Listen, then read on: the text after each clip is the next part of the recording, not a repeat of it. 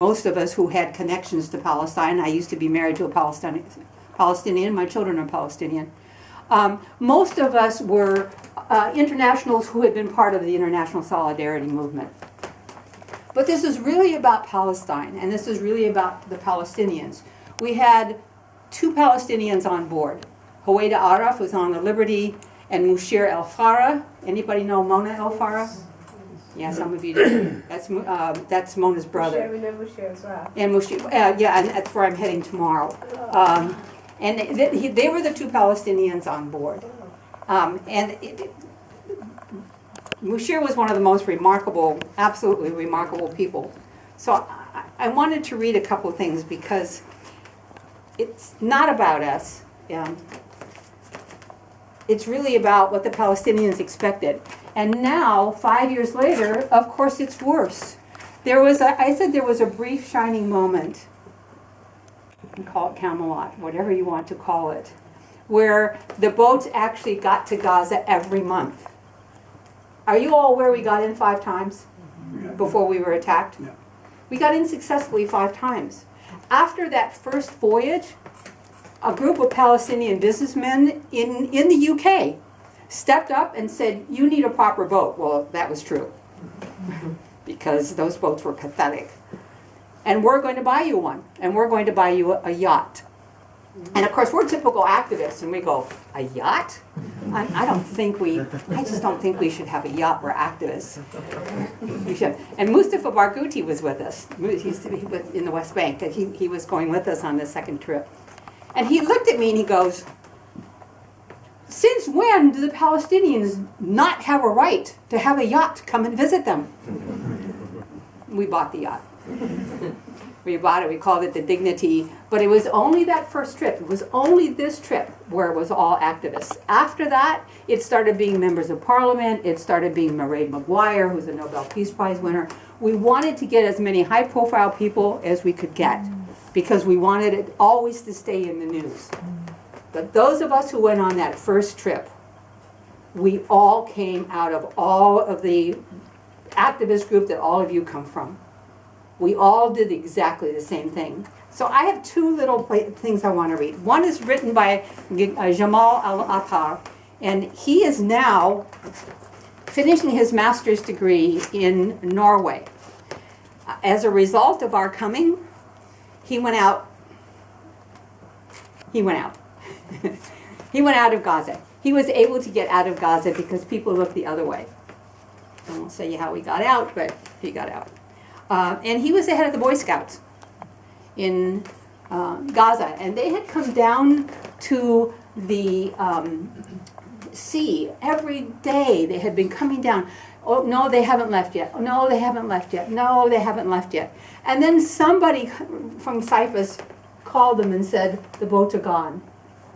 But they didn't know what had happened to us, because in the middle of the night, when we're all seasick and throwing up all over the place, the Israelis cut off all of our communications. We had no GPS, we had no radar, we had no cell phones, we had nothing. The 2 captains were running on paper and compass. We had no idea. Most of the people thought that we were dead. And in the morning, when we woke up and we realized that we were about 30 miles off the coast. By the way, between Cyprus and Gaza, it's only 240 miles. Doesn't sound like very much, does it? 33 hours. 33 hours are only going 6 nautical miles an hour in waves that are going up and down. It was one of the worst nights that anybody that had been on the Mediterranean all year. Everybody was sick. So they had all come down because they had heard that we were gone and that we were on our way. They had all come down the morning of the day that we got there, which was August 23rd. So I'm going to read a couple of these things. "I had spent hours waiting and waiting and waiting for the boats. We knew that everybody was seasick. We were seasick because we got on board all of these fishing boats in Gaza. And we went out to wait for them. And they didn't come. And they kept saying, no, they'll be there. They'll be there. Really, they'll be there." And 40,000 of us had come down to the coast to watch. 40,000 of us were waiting for these 2 little boats. But they didn't come. And about noon, they sent us all home. They said they're not coming. Maybe they've drowned. Maybe they're all gone. So just like all the rest of the scouts, I went home. I took a shower, and I tried to rest after that long day on the heavy seas. We were all so tired, and we were all so discouraged. We were sick at heart. The boats weren't going to come. Something had happened to them. Maybe they got stopped. And I put my head on the pillow and said, we're on our own, and nobody cares. And then my mom came into my room, and she said, Jamal, you've got to get up. The boats are visible on TV. So I jumped from my bed and I asked her, when? And she said, it's just breaking news on Al Jazeera. They're okay. They survived the night. I can't remember when or how I find myself back at the port, getting on board the boats. They were coming.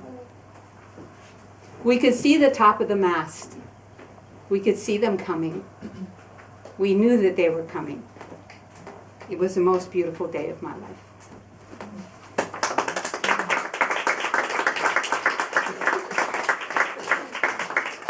And the one from Mushir.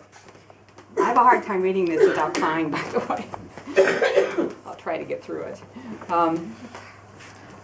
Mushir comes from Gaza.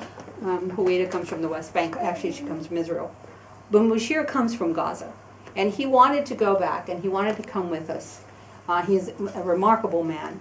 And so he had been through all of this the way we had been through it. So this is what he wrote when he saw the shores of Gaza. As Gaza started to appear on the horizon, I felt ecstatic. I just couldn't believe it. I honestly couldn't believe it. After all of the threats, after all of the delays, I thought we would end up at the bottom of the sea. I never thought we would make it, and even if we made it, maybe they would force us into prison. I could not stop my tears.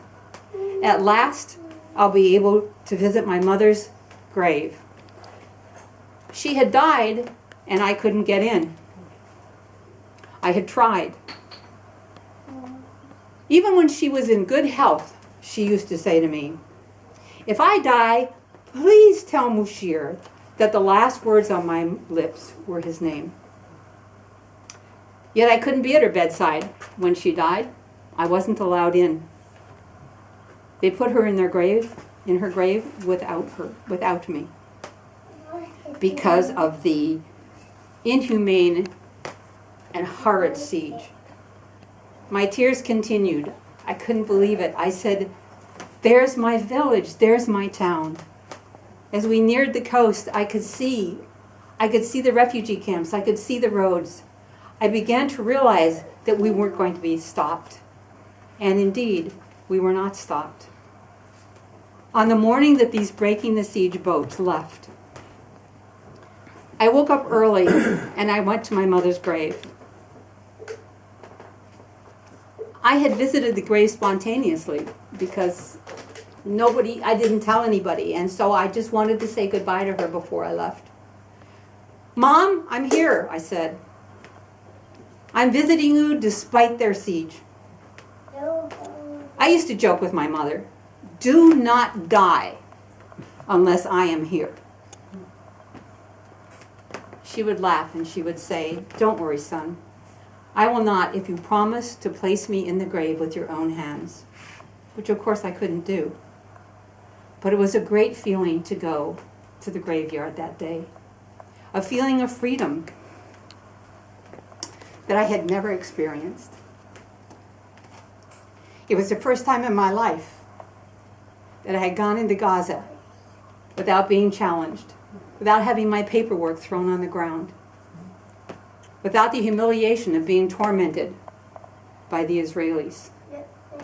I got in freely. I was able to say goodbye to my mother. And I wish that for all Palestinians.